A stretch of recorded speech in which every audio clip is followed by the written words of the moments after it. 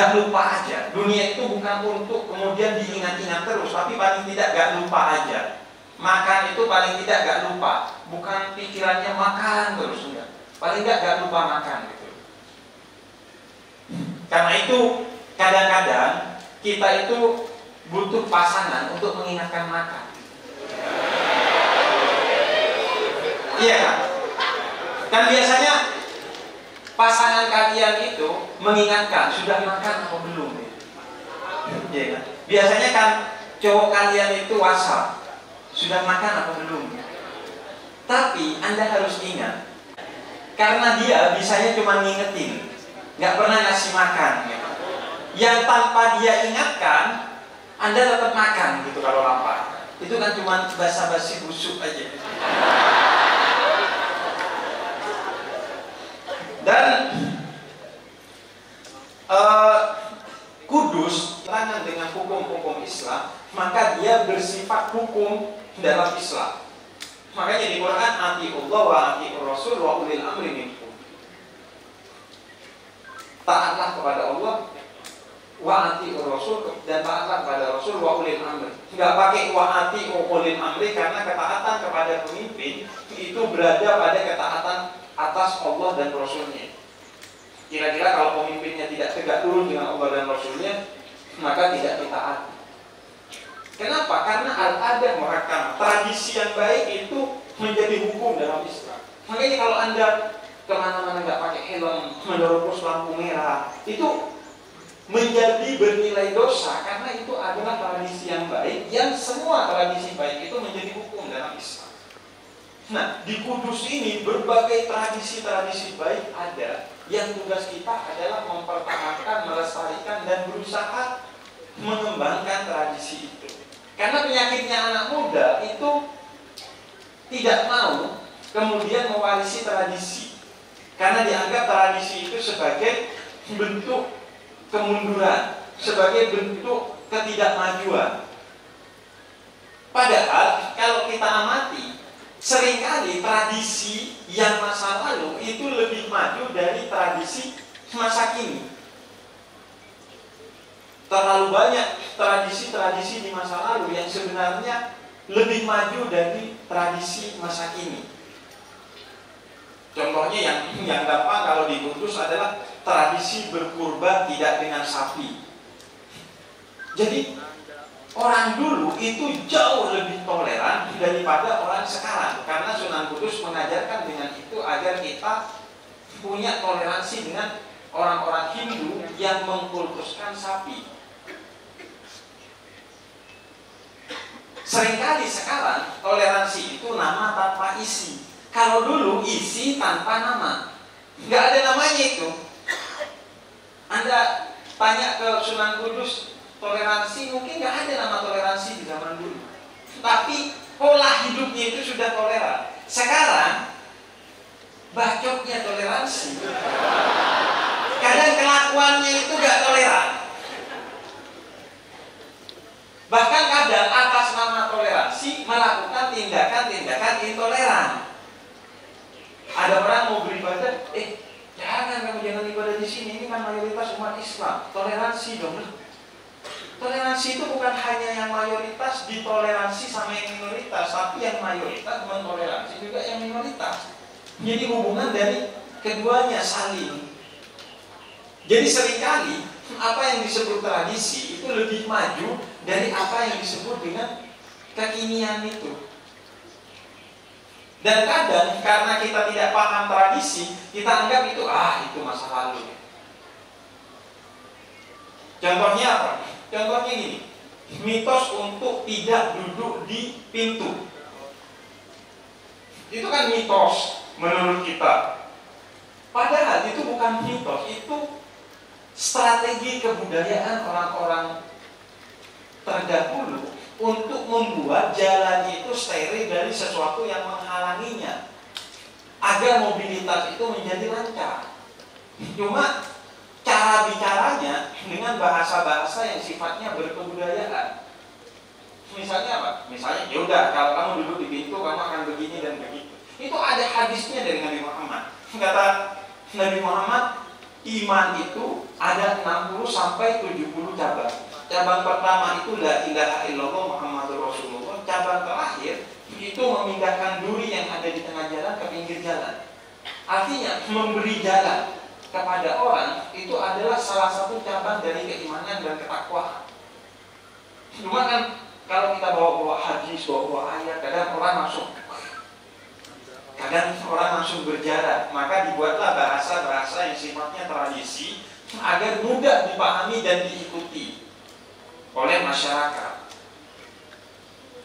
Karena itu misalnya gini, apa yang disebut sebagai era pencerahan itu dari abad ke-16 sampai sekarang itu kurang lebih kan 3-4 abad.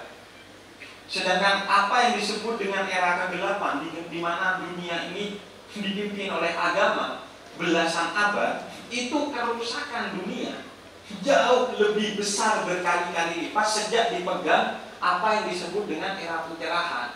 Ketika sains dan teknologi ini semakin maju, justru itu lebih merusak alam ketimbang dipegang oleh agama yang belasan abad disebut sebagai kegelapan.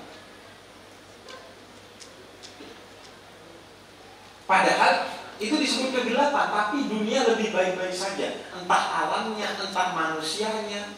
Tapi apa yang mengklaim sebagai kemajuan dan pencerahan justru merusak alam dan manusia lebih cepat dari ketika dipegang oleh agama di masa-masa lalu. Contoh bahwa kemajuan dan kemunduran itu seringkali lebih maju yang dulu ketimbang yang sekarang. Contohnya begini. HP atau media sosial itu namanya aja media sosial, media untuk bersosialisasi. Tapi kenyataannya lebih sering media sosial itu menjadi media ansosial, bahkan media antisosial. Saya kasih contoh. Ada orang yang karena media sosial awalnya dia dekat menjadi jauh. Memang media sosial kadang mendekatkan yang jauh, tapi juga seringkali menjauhkan yang dekat.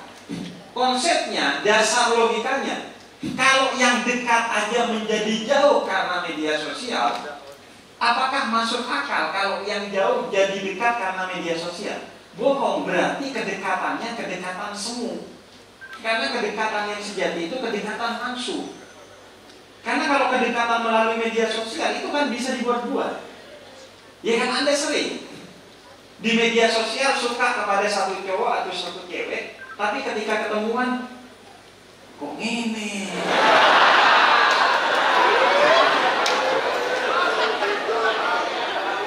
Iya kan? Sajane filter cantik. Ternyata cantiknya, tampannya hanya karena filter. Gak mungkin kalau media sosial itu menjauhkan yang dekat, kemudian sekaligus mendekatkan yang jauh. Gak mungkin. Kalau yang dekat dijauhkan karena media sosial, berarti kalau ada yang bilang karena media sosial yang jauh jadi dekat, bohong. Karena yang sejati yang udah dekat itu, seharusnya yang dekat menjadi rapat, yang jauh menjadi dekat. Jadi kalau media sosial itu menjauhkan yang dekat, berarti bohong kalau dia bisa mendekatkan yang jauh. Semua kedekatannya, kedekatan palsu. Jadi media sosial, dia media sosial, tapi berapa banyak orang yang tidak bersosialisasi karena media sosial. Janjian ketemu di kafe, nyampe kafe masing-masing main HP, nggak ngobrol. Bahkan antisosial. Berapa banyak orang yang kalau ketemu langsung tuh gak ada apa-apa, tapi kalau di grup WhatsApp kelakuannya bajingan. Anda punya kan teman yang kalau ketemu langsung tuh tapi kalau di grup WhatsApp fitnah, hoax, kebencian semua keluar. Berapa banyak orang yang harus bikin grup WhatsApp baru yang gak ada dianya? Ya, Anda pernah ketemu orang yang kalau ketemu langsung tuh akhlak, penuh dengan adab, etika, tapi di grup WhatsApp jadi monster. Orang kalau ketemu langsung, subhanallah. Kali di grup WhatsApp gibah terus. Ya kan? Jadi pertanyaannya, apakah itu kemajuan? Bukan. Alatnya doang yang maju, tapi fungsinya mundur. Kan seringkali media sosial itu menjadi media komunikasi yang tidak komunikatif, cuma basa-basi aja. Sama kayak orang yang ngobrol ketika dia naik ojek online, iya kan? Itu berkomunikasi tapi tidak komunikatif. Yang belakang nanya tuh, dari mana Pak? Terus jawab yang di depan, ini mau ke Kudus. Yang di belakang, oh saya kira dari Demak gitu. Nggak nyambung, tapi komunikasi aja tetap. Di Indonesia kan sering itu terjadi, pertengkaran tanpa persoalan. Iya, bertengkar, ditanya apa masalahnya? Gak tahu, pokoknya lempar aja gitu. Jadi berkomunikasi, tapi tidak komunikatif itu. Media sosial seringkali begitu, hanya jadi basa-basi. Contohnya apa? Yang dekat-dekat aja dengan kita. Ada saudara atau keluarga teman kita yang meninggal. Kalau dulu kita ketemu langsung, bahkan kita itu nangis juga atas meninggalnya saudara teman kita. Ibu teman kita meninggal, kita nangis juga. Atau minimal meluk juga, atau minimal datang bantu, bawain kopi, bawain ini, minimal sebagai wujud kita juga sedih atas kesedihan dia. Tapi kalau sekarang dengan teman kita meninggal di grup WhatsApp, saya punya itu stiker innalillah. Saya mengirim stiker innalillah itu tanpa setetes pun punya empati duka kepada dia. Ibu saya meninggal, tas, udah ada stiker. Ada 2 stiker. Kalau ibu H, kalau ayah Hu. Kalau NU ditambahin Fatihah di bawahnya. Kalau Muhammadiyah gak pakai Fatihah. Ada itu sudah. Jadi itu dikirim tanpa rasa sedikit pun itu stiker. Makanya Anda jangan percaya kepada laki-laki yang mengaku cinta kepada Anda tapi doyannya cuma ngirim stiker. Bohong. Itu dikirim tanpa rasa setitik pun. Seringkali itu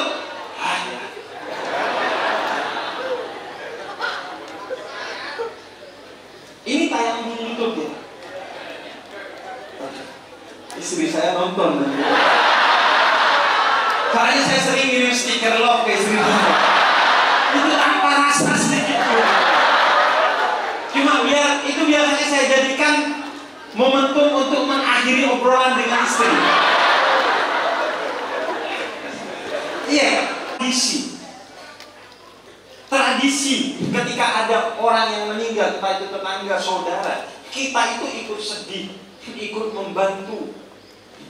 Saya pernah tuh nge-share foto saya, ikut bukan ngegali kubur, nutup kuburannya teman saya yang meninggal. Itu orang di media sosial pada nanya, wah Habib Ja'far hebat, sampai ikut nyangkul. Padahal itu di kampung biasa. Kalau teman, saudara kita meninggal, ibu atau ayahnya, kita ikut nyangkulin itu sesuatu biasa. Nggak ada yang perlu wow. Tapi di media sosial kan itu menjadi sesuatu yang luar biasa. Karena kenapa? Karena tradisinya mundur. Jadi seringkali apa yang disebut kemajuan itu sebenarnya kemunduran, dan apa yang disebut kuno lebih maju dari yang nyata sekarang. Karena itu tradisi itu dipelajari dan dilestarikan. Dipelajari agar ketika kita melestarikannya, yang kita lestarikan bukan hanya luarannya, tapi isinya juga dilestarikan. Karena kadang orang itu melestarikan sesuatu tanpa dia memahami maknanya. Contohnya apa? Tradisi mengangkat celana atau sarung di atas mata kaki itu. Sekarang kan ada tradisi. Kenapa celana itu suruh angkat di atas mata kaki?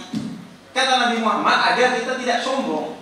Karena dulu itu Orang kalau pakai celana atau bawahan sampai di bawah mata kaki itu simbol kesombongan.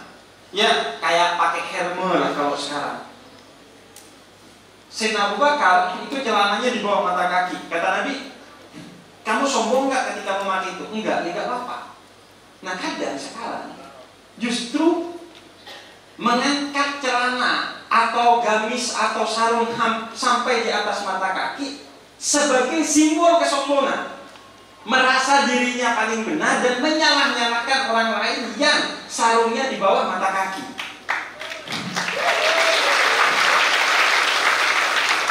Kayaknya masnya punya masalah dengan orang-orang ini. Dia yang mengawali tepuk tangan. Artinya apa?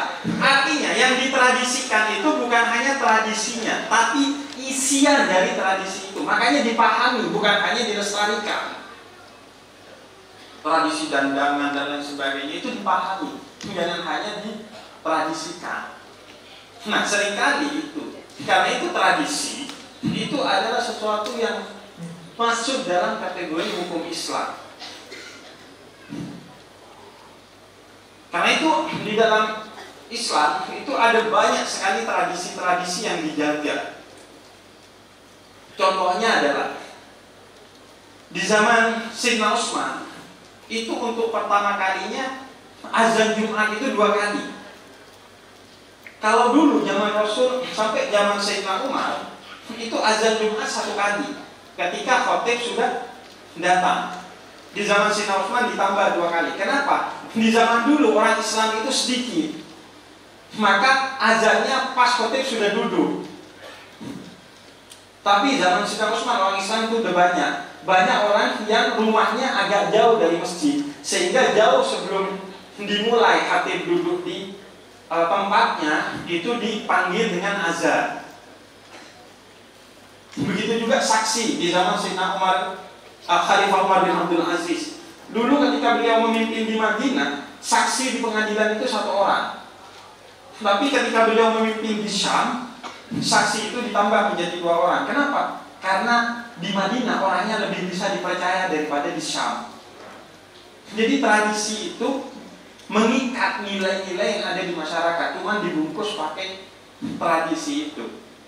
Nah karena itu, apa yang sudah menjadi tradisi baik di masyarakat Kudus sebaiknya itu dipahami dan dijaga. Syukur-syukur bisa dikontekstualisasikan, diterjemahkan agar lebih sesuai dengan anak muda, agar kemudian tradisi yang positif itu tetap ada kepada kita. Karena kenapa? Karena sebaik-baiknya manusia, kata Nabi Muhammad itu yang hidupnya bertumbuh. Hari ini lebih baik dari hari kemarin. Maka yang kemarin itu dijaga, dan tugas kita kemudian nambahi apa yang baik yang belum ada di hari kemarin. Makanya Nabi itu liutamima makarimal akhlak. Nabi itu bukan membawa akhlak, tapi menyempurnakan akhlak. Artinya apa? Akhlak di masa lalu yang baik tetap dibawa sama Nabi, dipegang. Meskipun akhlaknya orang Yahudi, meskipun akhlaknya orang Nasrani, kalau baik itu dipegang. Makanya Nabi menyempurnakan, bukan membawa akhlak. Nah, yang kurang baik diperbaiki, yang belum baik diganti jadi baik. Tapi yang baik dari masa lalu Nabi bawa. Contohnya apa? Puasa sunat di bulan Muharram, itu tradisi orang-orang Yahudi yang kemudian Nabi jaga karena itu tradisi yang baik. Karena itu apa yang telah menjadi tradisi sebaiknya itu dipelajari, khususnya tradisi toleransi di masyarakat Kudus. Karena itu saya berharap Kudus itu kan akan menjadi miniatur dari Indonesia. Karena Indonesia itu kan penuh dengan keragaman, dan itu tidak bisa diikat kecuali dengan toleransi. Karena itu ketika saya kesini, saya katakan bahwa saya bukan mau ngajar toleransi, tapi mau belajar toleransi. Karena di sini toleransi bukan hanya dibicarakan seperti saya berbicara toleransi di YouTube, tapi di sini toleransi itu telah menjadi laku, telah menjadi adab dan akhlaknya masyarakat Kudus. Iya, karena Karena apa yang dibicarakan belum tentu dijalankan, tapi apa yang dijalankan sudah pasti dia pahami, meskipun tidak dia bicarakan. Karena itu adab atau akhlak itu lebih tinggi dari ilmu. Karena kalau orang sudah menjalankan, berarti dia punya ilmunya. Karena itu tradisi-tradisi yang ada, khususnya tentang toleransi, itu dijaga betul agar bisa menjadi apa yang kemudian dikonsumsi oleh masyarakat luar dan diajarkan. Nah, karena itu ini juga yang ingin saya bagikan, bahwa apa yang menjadi hal-hal positif di sini sebaiknya itu di-share ke media sosial agar menjadi konsumsi masyarakat di luar, sehingga kemudian bisa menjadi inspirasi bagi masyarakat di luar. Misalnya di sini ada tradisi apa, ada kebiasaan apa yang penuh dengan toleransi, itu di-share ke media sosial dalam bentuk kata-kata, foto, atau bahkan menjadi video. Karena gini, kreativitas itu strata yang rendah adalah mengikuti apa yang tren di luar. Jadi apa yang ada di luar kita masukkan ke dalam diri kita. Itu kreativitas yang kastanya rendah. Apa yang viral, yang menarik, kita jadikan konten kita tiru, kita amati. Tapi kreativitas yang strata tinggi itu apa yang ada di kita, itu dibagikan ke orang lain untuk menginspirasi orang lain. Mengapa saya sebut dengan kreativitas? Karena setiap kita, laqad khalaqnal insana fi ahsani taqwim. Setiap kita, kata Allah Subhanahu wa taala, itu penuh dengan keunikan. Sehingga kalau kita melihat diri kita, mencari apa keunikan diri kita dan dibagikan kepada orang lain, itu pasti menjadi sesuatu yang menarik. Kenapa? Karena orang nggak punya itu.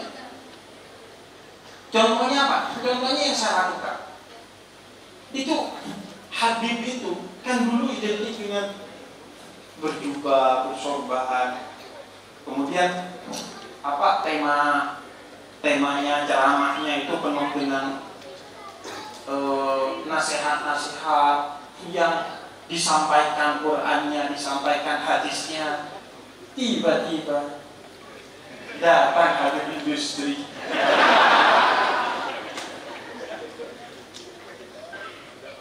Jadi saya sering ditanya, kenapa menyebut dirinya Habib industri? Iya, agar Habibnya ini tetap murni urusan ukhrawi. Duniawinya itu biarkan industrinya itu. Jadi Habibnya itu tugasnya memberi pencerahan. Nah, urusan cari kerjaannya, cari duitnya itu di industrinya. Jadi enak. Apa yang saya sampaikan itu murni apa yang ingin saya sampaikan, bukan karena didikte oleh sesuatu yang mempengaruhi saya karena urusan duniawinya. Makanya saya bilang, saya itu gak suka punya fans, karena saya gak suka diatur-atur. Mau ngomong apa itu gak suka diatur-atur. Saya hanya mau ngomong apa yang ingin saya omongkan, gak mau diatur-atur. Makanya ya udah, kalau mau atur-atur industrinya dengan Habibnya, endorse-nya gitu, jangan ceramahnya. Kalau ceramah itu saya tidak mau diatur gitu. Makanya saya gak suka punya fans, karena fans itu seringkali membunuh. Iya kan? Sayyidina Ali itu dibunuh sama fansnya, namanya Khawarij. Khawarij itu dulu pecinta Sayyidina Ali. Kemudian karena kecewa lantaran Sayyidina Ali berdamai dengan Muawiyah, maka kemudian dia marah karena tarhim, arbitrase, perdamaian. Dia marah, akhirnya keluar kharaja, disebutnya Khawarij. Dari akar kata kharaja, disebutnya Khawarij. Makanya orang kalau anti kepada perdamaian, dia disebut sebagai orang yang ekstrim, orang yang radikal, merujuk kepada Khawarij. Padahal Sayyidina Ali pada saat itu adalah pimpinan pemerintahan Islam. Makanya orang yang anti pemerintahan itu juga disebutnya seperti Khawarij, neo-Khawarij, orang yang membangkang, yang itu tidak diperkenankan dalam Islam. Jadi Sayyidina Ali itu dibunuh oleh Abdurrahman bin Muljam, yang itu dulu pecintanya. Makanya dia hafal Quran. Makanya dia sholatnya Masya Allah gitu. Tapi yang membunuh Sayyidina Ali, yang dulu dicintainya. Makanya Ali itu kalau cinta jangan terlalu. Itu kata Nabi Muhammad. Kalau benci juga jangan terlalu, secukupnya aja. Beatles itu dibunuh oleh fansnya. Gandhi itu dibunuh oleh Gandhiji, nama komunitas pecinta Gandhi. Makanya saya itu kalau ada orang saya ngefans ke Habib, ada membunuh saya. Mungkin tidak membunuh secara fisik, tapi membunuh secara karakter. Ngatur. Bib, bahas ini dong. Bib, bahas itu dong. Habib lo diatur-atur. Enak saja. Bib begini, Bib begitu. Gak ada. Bagi saya kreativitas itu apa yang saya punya sebagai ciri khas saya bagikan. Anda suka, syukur. Anda gak suka, kufur. Loh iya kan?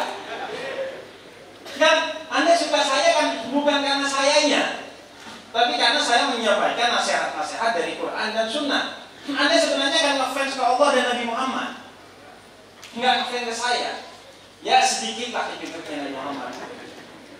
Ngefansnya itu bukan. Seandainya saya tiba-tiba telanjang di panggung ini karena Anda gak kira ngefans.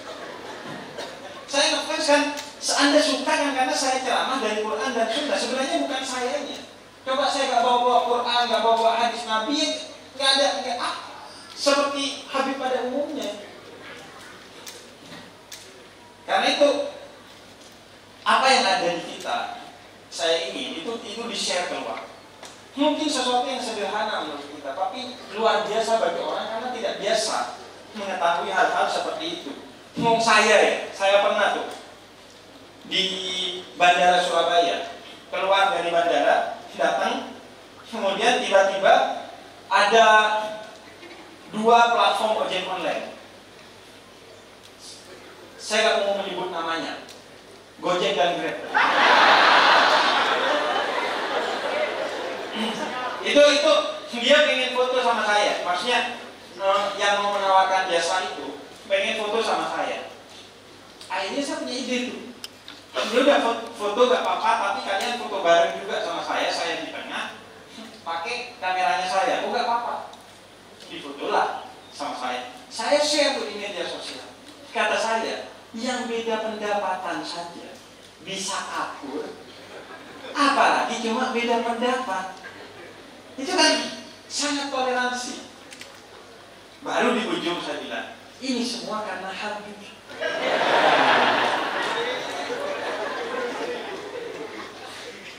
Jadi sanatnya, tadi kata Gus Baha, sanatnya ulama yang sombong itu ada.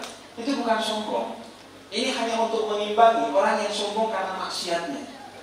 Karena di luar itu terlalu banyak, kata Imam Syazili, orang yang sombong dengan kemaksiatannya. Perlu diimbangi oleh ulama-ulama yang menjelaskan prestasinya, bukan karena sombong, lebih ke takabur saja.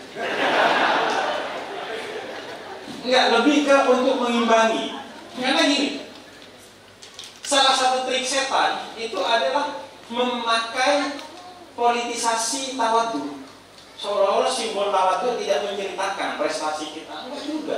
Kalau untuk mengimbangi kesombongan kemaksiatan itu ya perlu kita show tentang prestasi kita. Itu kan yang dilakukan oleh Nabi Musa ketika Fir'aun bilang saya Tuhan. Kata Nabi Musa, kalau kamu Tuhan, Tuhan bapakmu siapa? Kan kamu belum ada. Itu kalau zaman dulu itu ada TikTok. Itu Fir'aun kena ulti itu. Iya kan? Kira-kira itu kalau dulu ada jenengan di istananya Fir'aun itu. Karena kemungkinan kan jenengan kalau hidup di zaman dulu lebih pro kepada Fir'aun lah daripada Nabi Musa. Iya. Jadi kalau ada kemudian di video ini kata Nabi Musa, kalau kamu mengaku Tuhan, Siapa Tuhan ayah dan kakekmu? Tinggal pemain jidat hidup tuh di belakangnya. Langsung FYP. Makanya salah satu sifatnya Nabi itu kan harus fatona, cerdas. Jadi ini untuk ngadepin model-model begini, model-model Fir'aun ini. Dan Fir'aun itu kan bukan nama orang. Fir'aun itu adalah sebutan untuk raja-raja zalim di zaman Mesir kuno. Makanya Fir'aun 4.0 itu ada. Pokoknya orang yang kelakuannya sombong itu Fir'aun Gen Z lah kira-kira. Tapi kayaknya Gen Z semuanya Fir'aun gitu. Kecuali beberapa aja. Sombong kan. Makanya takobaro, sombong itu dalam bahasa Arab itu juga berarti tafar'an, ke Fir'aun. Iya, cosplay jadi Fir'aun, orang sombong. Karena Fir'aun itu lebih ke kata sifat, bukan kata benda, bukan ini dan ini. Oke, ini saya jadi panjang nih. Yaudah kalau gitu itu mungkin sebagai pengantar. Mungkin kita lanjut ngobrol-ngobrol aja. Saya minta mungkin ada beberapa penanya dari kalangan laki-laki dan perempuan. Tadinya kalau ada yang non-muslim juga yang non-muslim. Iya ini kayaknya, wah, lihat nih, yang pampang di depan loh. Memang kadang saya itu mengajak orang tersesat ke jalan yang benar. Oke, silakan. Oke, baik. Untuk rekan-rekan semuanya luar biasa, sekali lagi kita beri tepuk tangan untuk Habib Hussein Jafar. Kita berikan waktu beliau untuk mungkin membasahi tenggorokannya ya, karena saya dari tadi tuh dari samping ya lihatnya itu beliau bukan tausiah, tapi lagi stand up comedy, gitu kan. Jadi, oke, untuk sesi Q&A atau diskusi sudah dibuka. Saya akan mulai, soalnya kalau langsung saya persilahkan semua, biasanya langsung pada berduyuk gitu ya. Dari sesi sebelah kiri terlebih dahulu, ada yang ingin bertanya? Oke, baik, masih yang depan ya. Silahkan, permisi. Dengan Mas siapa dan dari mana nih? Nama saya Muhammad Nugroho. Oke. Alamat saya Kudus, Bib. Asli Kudus ya. Asli Kudus. Saya mau tanya, Bib. Pertanyaan saya mudah, Bib. Nah, ini aja, Bib. Sebatas manakah kita melakukan kebaikan kepada orang lain? Kalau menurut saya, kita melakukan kebaikan itu ada 3. Yang pertama. Anda kalau sudah tahu kenapa nanya?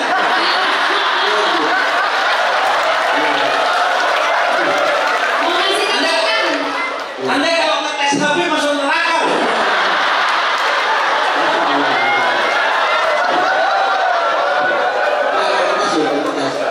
Kan ada 3, Bib. Yang pertama itu secara tenaga, yang kedua secara pikiran, dan yang ketiga itu secara harta. Saya mempunyai dalil, Bib. Mayoritas anfa'uhum linnas. Sebaik-baik manusia itulah yang memberikan kebaikan kepada orang lain. Ya, Bib. Nah, yang saya tanyakan begini, Bib. Sebatas manakah kita memberikan kebaikan atau perilaku baik kepada orang lain? Itu aja, Bib. Oke, baik. Cukup ya, terima kasih atas penjelasannya. Kalau ini ngajak main tebak-tebakan ya. Beliau tanya, langsung dikasih deskripsinya, tanya lagi ke Habibnya gimana, Bib? Langsung mau dijawab. Ya. Kasih, Bib. Jadi itu model pertanyaan multiple choice tuh. Langsung kita dikasih pilihannya tuh. Ngomong-ngomong, ada yang dari luar Kudus ya? Dari mana? Bupati Anda kemana sih?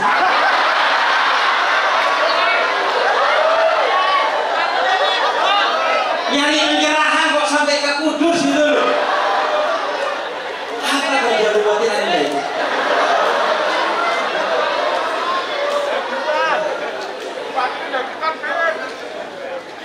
Itu yang video ada kiri ke Bupati Anda. Namanya aja pemuda tersesat, Bib. Makanya sesatnya sampai sini. Iya, karena bupatinya tersesat, makanya mereka jadi sampai sini tuh. Enggak, itu serius. Enggak. Kok bisa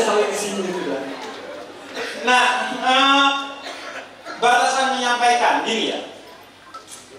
Wa ma'ala rasul illal balagh. Rasul aja tugasnya itu hanya menyampaikan, apalagi cucunya Rasul.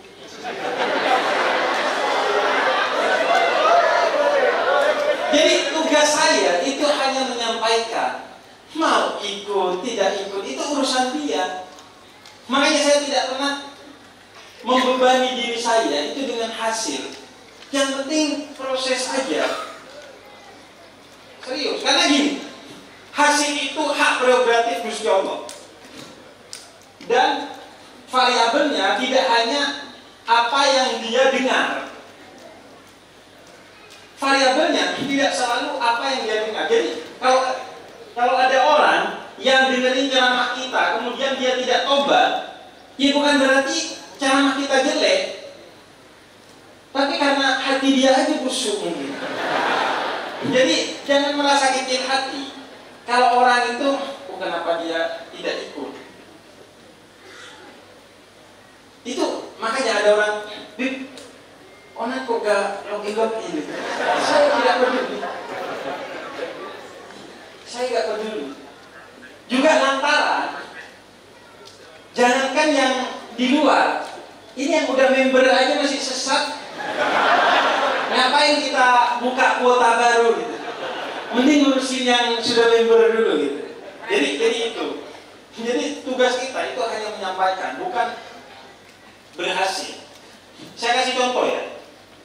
Nabi Nuh itu berdakwah 950 tahun.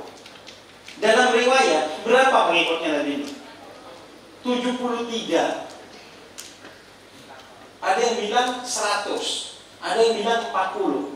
Kira-kira inilah antara, ya pokoknya mentok di 100. 950 tahun berdakwah, Nabi Nuh pengikutnya mentok hanya di 100.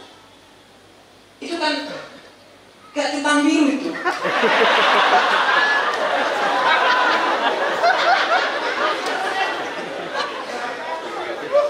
Harus bayar itu kalau centang biru. Tapi apa karena saya yang 5 juta followers itu? Kenapa bukan saya yang diangkat jadi nabi? Karena memang tolak ukurnya bukan keberhasilan. Keberhasilan itu bukan tentang banyaknya orang yang ikut kita, tapi konsistensi kita. Karena itu kita itu kan makanya saya tadi bilang, saya itu berdakwah apa kata saya bukan apa kata orang. Dan saya berdakwah gak pernah ngurusin orang. Anda cek, saya gak pernah ngomongin orang, gak pernah ngomongin peristiwa. Kalau ada laporin ke saya take down dulu. Mungkin saya nyindir peristiwa atau orang, tapi saya gak pernah nyebut orangnya. Karena orang besar itu ngomongin ide, orang kecil ngomongin orang. Makanya saya ambil ide, ada peristiwa apa, saya gak nyebut peristiwanya. Ada orang begini, saya gak sebut orangnya. Idenya apa saya bicarakan, bukan orangnya atau peristiwanya. Di samping saya gak ngerti orang kan, gak ngerti peristiwa detailnya kan, daripada salah, mending kita ngomongin idenya aja. Makanya tidak diukur dari banyaknya orang yang ikut, tidak diukur dengan itu. Nah terkait tadi, kebetulan tadi saya sama Gus Baha ngaji itu di kamarnya Gus Baha. Jadi kalau kita kan tahunya paling selemah-lemahnya mengingatkan orang dengan doa.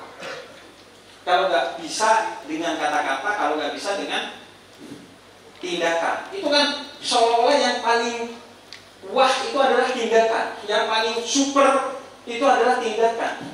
Tapi tadi kita ngaji, yang paling super itu doa, bukan tindakan. Tindakan itu selemah-lemahnya dakwah.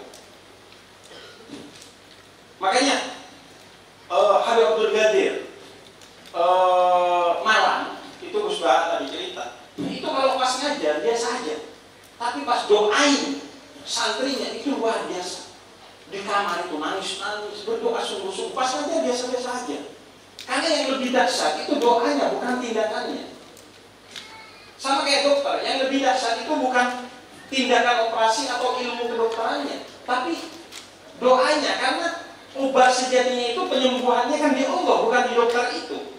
Kalau dia sampai merasa orang sembuh karena dia kan syirik gitu.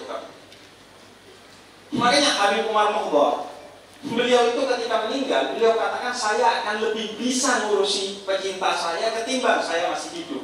Karena ketika hidup, beliau itu masih terbatas oleh jasa. Saya terbatas kan, masih butuh tidur, butuh makan, butuh minum, nggak mungkin saya dakwah terus. Tapi ketika nanti saya sudah meninggal, semua kebutuhan-kebutuhan itu hilang, sehingga saya bisa berdakwah tanpa makan, tanpa minum. Dan itu memang banyak riwayat. Imam Ibnu Qayyim itu menulis satu buku tentang ruh yang menuliskan bahwa ruh itu masih bisa ngurusi yang hidup. Minimal dari Sayyidina Salman Al-Farisi minimal 40 hari ruh yang sudah meninggal itu bisa ngurusi yang hidup. Untuk apa? Untuk ngecek utangnya dibayar apa enggak, untuk ngecek keluarganya bertengkar apa enggak. Serius, itu Imam Ibnu Qayyim menjelaskan bahwa ruh itu lebih bisa ngurusi keluarganya ketimbang beliau masih jasa. Ya paling tidak keluarganya masih bebal, bisa ditakut-takuti lah sama ruh. Kornelnya digerak-gerakin. Dia kan astagfirullah. Padahal pas dia hidup gak pernah bilang astagfirullah anaknya itu. Tapi pas meninggal, jadi itu.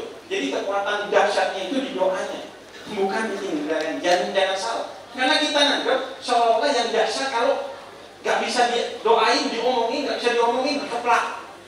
Kita kan menganggap seolah-olah yang paling dahsyat dari dakwah itu ketika tindakan. Enggak, doa. Paling dahsyatnya itu justru di doanya, bukan di tindakannya. Itu mungkin. Baik, boleh kita beri tepuk tangan dong? Belum, mohon maaf, belum ya. Saya mau menggarisbawahi ya, beliau yang Habib dengan followers 500 juta, 500 ribu. 10 kali lipat. Oh, 10 kali lipatnya aja. Itu beliau ada di level mendoakan ya. Jadi mohon maaf nih Anda ya, Mas ya. Bisa diambil hikmahnya? Oh iya, bisa. Baik. Oke, untuk selanjutnya boleh? Mungkin yang perempuan ya. Oh, di sini sudah ada ternyata Bib. Dia sudah mencuri mic sendiri. Baiklah, Mas boleh agak berdiri dikit? Iya, setengah dan segitu aja. Boleh kenalan dong sama siapa? Oh, berdiri aja loh, Bib. Oke, boleh.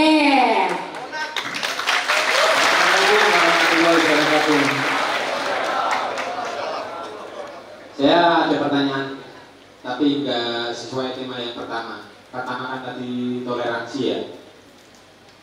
Saya punya pertanyaan, kan sering tuh kita sering lagi semangatnya memperjuangkan sesuatu, banyak yang sering bilang udahlah santai aja, Tuhan udah ada takdir yang pasti. Dan pertanyaan saya tuh, jika semua sudah digariskan dalam takdir dan sudah tertulis oleh Tuhan, lantas kenapa kita masih disuruh berdoa? Berat bos. Bentar. Kita tanya dulu, Masnya mau kenalan nggak? Oh iya, dari mana siapa? Mas Rizky. Dari mana? Mejobo. Oh, Kudus juga, Mas Rizky dari Kudus ya. Oke, Bib, silakan. Agak dalam ya, Bib, pertanyaannya. Iya. Memang, jadi makanya saya nyuruh berdiri. Jadi pede aja, walaupun pakai tato. Ini kadang begini-begini ini cuma pakaiannya aja. Kadang kelakuannya lebih bagus Anda. Malah dia, saya sedikit. Ini bukan ini berdasarkan pengalaman, bukan dari hasil ilmu lainnya. Itu saya biasanya, teman saya yang rajin sholat, itu biasanya akhlaknya itu turun tuh. Justru biasanya yang dilihat secara ritual biasa aja, justru akhlaknya biasanya solidaritasnya orang-orang kayak dia ini lebih kuat. Kalau yang sholat berjamaah itu di masjid doang tuh, berjejer tuh, kakinya saling sentuh, nyampe luar masjid, saya nggak punya uang, bisa bantu kan? Wah, kebetulan saya juga nggak punya, malah jadi mendang-mending gitu kan. Nah, soal takdir, jadi begini, kalau takdir itu apa kata Allah, bukankah yang seharusnya masuk surga dan masuk neraka itu Allah? Bukan kita, karena kita cuma wayang. Yang mengendalikan adalah Allah. Tapi kalau takdir itu semua atas nama kita, bukankah berarti Allah tidak maha kuasa atas kita? Maka paling gampang itu seperti kereta listrik. Listriknya itu adalah Allah. Allah ngasih tangan, Allah ngasih kaki. Masinisnya itu kita. Mau dibelokin ke kanan, ke kiri terserah kita. Kaki dan tangan mau digunakan untuk mukulin orang, nendangin orang sambil siu, atau untuk berjalan ke masjid, atau untuk bersedekah kepada orang lain, itu murni terserah kita. Makanya, Mas, kalau ada kereta listrik kecelakaan, yang disalahkan bukan listriknya, tapi masinisnya. Tapi kereta listrik kalau nggak pakai listrik dia nggak bisa jalan. Jadi Allah tetap berkuasa, tapi yang masuk surga atau neraka adalah manusianya. Itu logika yang pas. Jadi begitu juga takdir. Takdir itu karena kuasa dari Allah, yang kuasanya itu memberikan nikmat dan mendapatkan ilmu. Allah itu punya ilmu. Allah sebenarnya tahu, ini nanti tobat, terus berdoa begini. Ujungnya Allah tahu, karena Allah maha tahu dengan ilmunya. Tapi semua proses itu hak kita. Pilihannya ada di kita. Sehingga kemudian di sanalah fungsi doa. Doa itu bagian dari usaha. Usaha itu bagian dari doa. Usaha itu bagian dari doa. Karena doa kalau cuma di mulut ya kurang, harus dengan tindakan. Doa itu bagian dari usaha. Usaha itu bukan hanya tindakan, tapi juga menengadahkan tangan. Karena kan keberhasilan itu bukan hanya soal kita turun tangan, tapi juga angkat tangan kan. Itu kalau Anda potong jadi quote viral di TikTok. Jadi fungsi doa itu bagian dari usaha kita untuk kemudian memperbaiki. Lah apakah berarti kalau kita doa minta panjang umur, berarti awalnya Allah kasih sampai umur 60, kemudian wah dia doa nih kita tambahin 65, doa lagi 67. Enggak, itu semua Allah tahu bahwa suatu hari orang ini akan berdoa, saya akan menerima doanya karena penuh dengan ketulusan, maka kemudian jadi 67 umurnya. Sampai akhir Allah sudah tahu, dan takdir Allah itu setelah Allah tahu hidup Anda itu akan seperti ini, karena semua hal berada di bawah pengetahuannya Allah. Dan yang terakhir, doa itu tidak selalu berisi, berniat dan bertujuan sebagai permintaan seorang hamba kepada Tuhannya. Makanya Sayyidah Aisyah itu nanya ke Nabi, Nabi kamu ini kan sudah pasti masuk surga, kok masih berdoa, sholat sunnah, sedekah, kenapa gak yang wajib-wajib aja? Kata Nabi, aku ingin jadi abdan syakur, hamba yang bersyukur. Doa itu puncaknya adalah bentuk syukur dan penghambaan yang begitu tinggi kepada Allah, bahwa la haula wa la quwata illa billah, bahwa kalau gak karena Allah semua gak akan terjadi. Jadi pada dasarnya doa itu penghambaan dan syukur yang puncak, bahwa kita ini tidak bisa apa-apa tanpa Allah. Dan itu terbukti. Kemarin-kemarin kita yang ngurus berantakan kan. Makanya sekarang doanya, ya Allah atur pokoknya. Sakarepmu ya Allah. Karena kemarin saya yang ngatur berantakan ya. Sekarang kamu aja yang ngatur ya. Atau paling enggak doanya, ya Allah masih seperti yang kemarin. Karena kayaknya yang kemarin belum jalan dia. Jadi doa itu apa? Bentuk penghambaan dan syukur yang puncak kepada Allah. Bentuk keintiman kita kepada Allah, mendekat kepada Allah dalam kedekatan yang sangat maksimal. Itu mungkin. Yang ketiga saya minta perempuan ya. Ya, tenang, saya sudah sebarkan untuk mic saya di sebelah sana, tergantung nanti. Sebentar, saya mau kasih underline dulu ya, bahwa doa yang tadi disebutkan, untuk apa kita harus berdoa padahal sudah ada takdir. Bahkan titik puncak doa adalah bentuk dari penghambaan kita kepada Allah, lebih dari sekedar kita meminta kepada Allah. Begitu ya Mas, sudah tersilakan ya. Amin. Baik, untuk selanjutnya di sesi yang wanita Saya boleh yang wanita yang datang paling jauh yang mau tanya. Mbaknya yang sebelah sini dari mana? Jambi, tinggal di Kudus nggak? Oh iya, mondok. Boleh ya Bib ya? Oke, ini mondok dari Jambi. Boleh dong dikasih mikrofonnya? Dari Jambi, mondok jauh-jauh ke Kudus. Ini mungkin Habib juga pengen tanya nih, kenapa jauh-jauh mondok sampai ke Kudus ya? Boleh sedikit berdiri dan bisa perkenalkan dulu? Bismillahirrahmanirrahim. Assalamualaikum warahmatullahi wabarakatuh. Mohon maaf sebelumnya Habib. Perkenalkan, nama saya Ninggia Betrandani, asal dari Jambi. Nah, ingin bertanya terkait toleransi Habib. Ini kebetulan saya sedang di semester 8 skripsi Habib. Dan kemarin udah ada menghubungi manajer untuk bisa wawancara dengan Habib. Terus belum bisa, terus ini alhamdulillah dapat kesempatan nggak bisa dari sini, dan alhamdulillah banget, senang banget.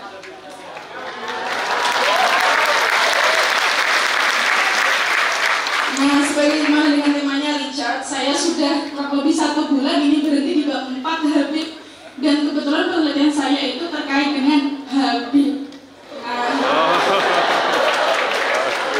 Jadi ini alhamdulillah sekali, masya Allah, tabarakallah banget, suatu nikmat yang luar biasa. Nah, yang ingin saya tanyakan adalah bagaimana sih definisi toleransi menurut pemikiran Habib atau pandangan Habib secara sederhana, dan bagaimana sih batasan-batasan toleransi itu yang entah itu kita sama muslim ataupun sama kepada non muslim. Nah, seperti itu. Oke. Terus lagi? Ada lagi? iya Mbak. Oh, boleh. Ada lagi Mbak. Kan tadi Habib bilang kalau apa sih kenapa kita disuruh bertanya, karena supaya sesuai dengan apa yang kita inginkan untuk didapatkan dari Habib. Nah, ini yang kedua, saya mohon doa dari Habib supaya skripsinya segera selesai. Terus kita juga nggak cuma berdoa kan Habib, butuh usaha. Nah, usahanya nanti mohon berkenan untuk foto bersama Habib sebagai dokumentasi. Ngomong ya. Buat apa itu? Buat wawancara? Buat kebutuhan skripsi, dokumentasi? Iya Habib. Oke, udah sekarang aja.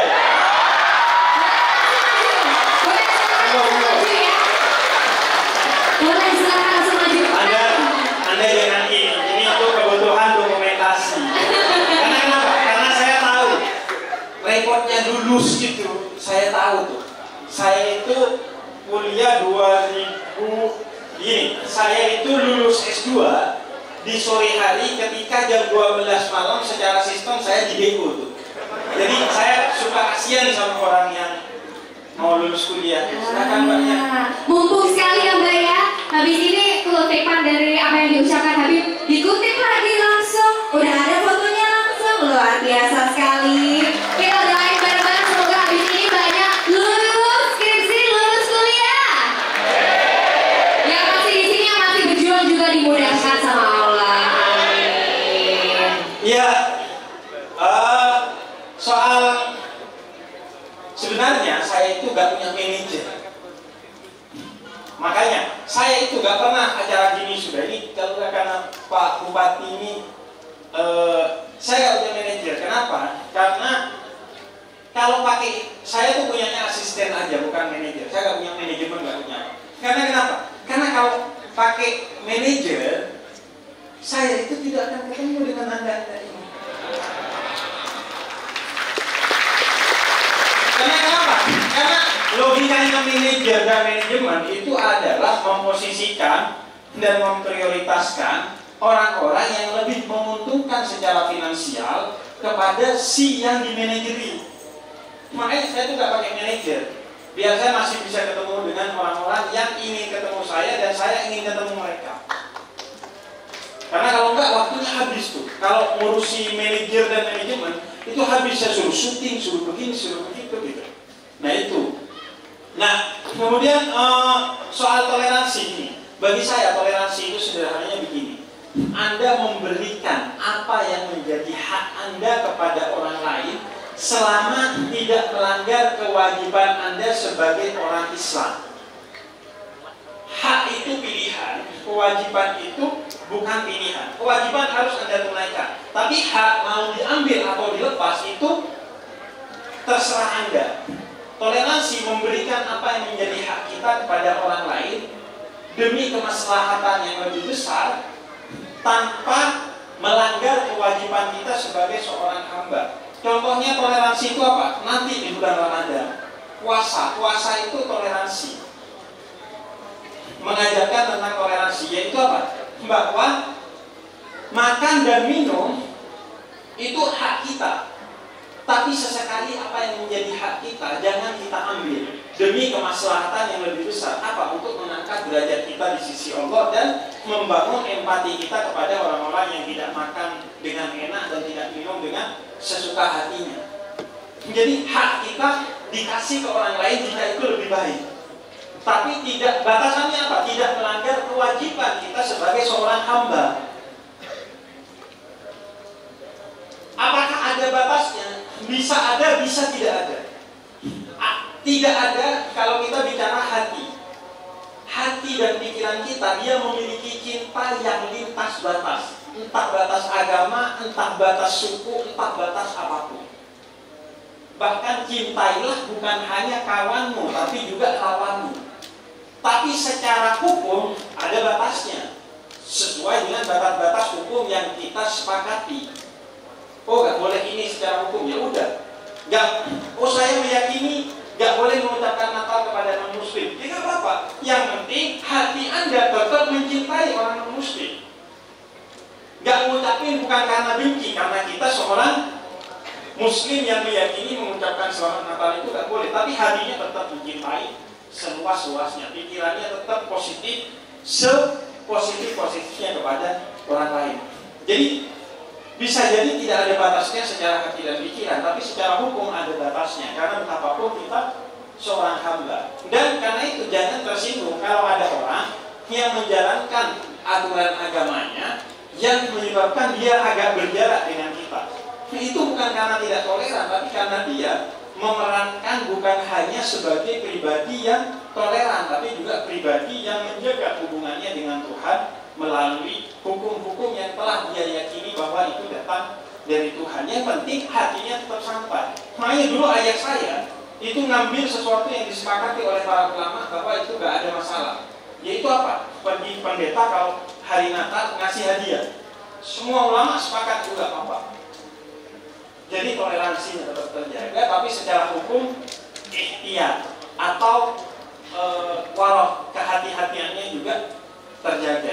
Jadi itulah kira-kira toleransi. Dan umumnya toleransi itu komitmen hati, bukan tindakan. Kalau Anda hatinya sudah toleran, maka apa yang keluar dari mulut Anda, apa yang dilakukan tangan Anda, pasti akan sampai ke hati orang non-Muslim atau akan sampai kepada hati orang yang berbeda agama, dan tindakan Anda tidak akan disalahpahami oleh dia. Karena apa? Lihat aja saya. Mungkin kalau Anda yang kayak tadi lah, soal bercanda terhadap non-Muslim, saya bilang rocky dan lain sebagainya.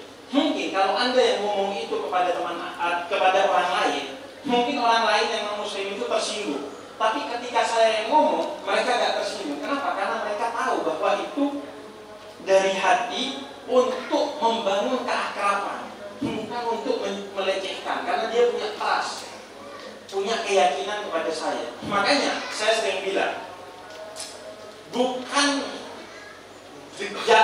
canda yang mendekatkan kita, tapi kedekatan yang membuat kita bisa bercanda.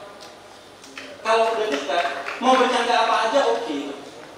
Makanya yang dilakukan dalam toleransi bukan bercandanya yang dimajukan, tapi kedekatannya dulu. Ketika udah dekat, udah santai. Pokoknya semakin dekat seseorang, mau setipis apapun toleransinya aman. Contohnya apa? Anda sebelum menikah dengan calon pasangan Anda, itu toleransinya masih tebal.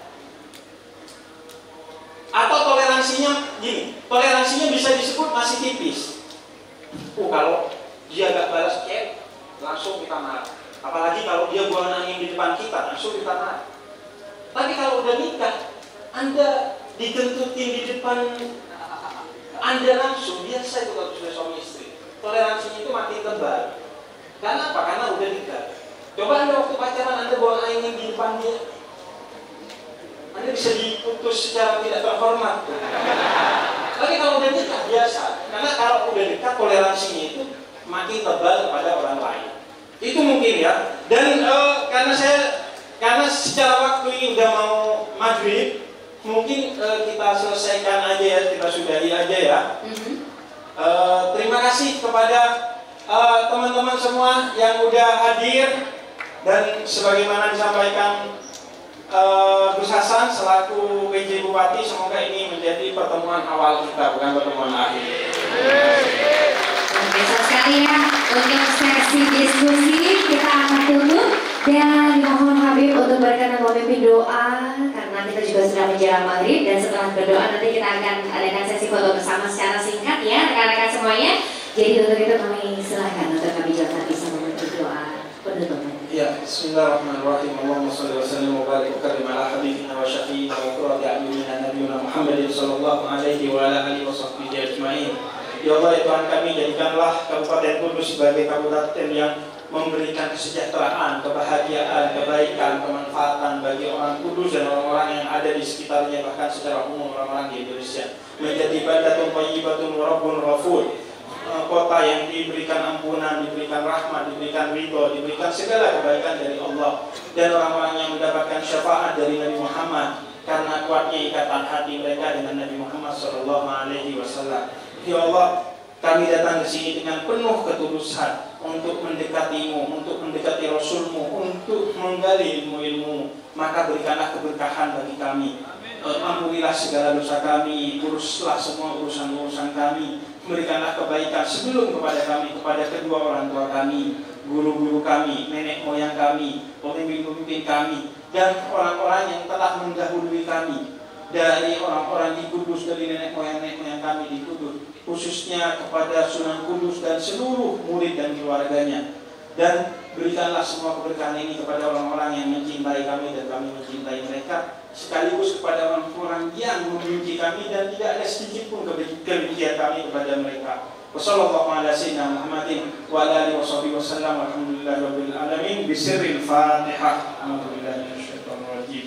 Bismillahirrahmanirrahim. Alhamdulillahirabbil alamin. Arrahmanirrahim. Maliki yaumiddin. Iyyaka na'budu wa iyyaka nasta'in. Ihdinas siratal mustaqim. Shiratal ladzina an'amta 'alaihim ghairil maghdubi 'alaihim waladdallin. Amin. Baik, kami ucapkan terima kasih untuk doa penutupnya ya Habib, dan mohon izin untuk kita lakukan sesi foto bersama secara singkat dulu. Dan dimohon untuk Habib Hussein dan juga Bapak PJ Bupati bisa berkenan untuk turun, dan kita akan lakukan sesi foto bersama. Tapi untuk dimohon rekan-rekan semuanya untuk tidak berdesak-desakan ya, tetap berdiri di tempat masing-masing. Dan kami silakan untuk Habib bersama dengan Bapak PJ Bupati berkenan untuk berfoto bersama.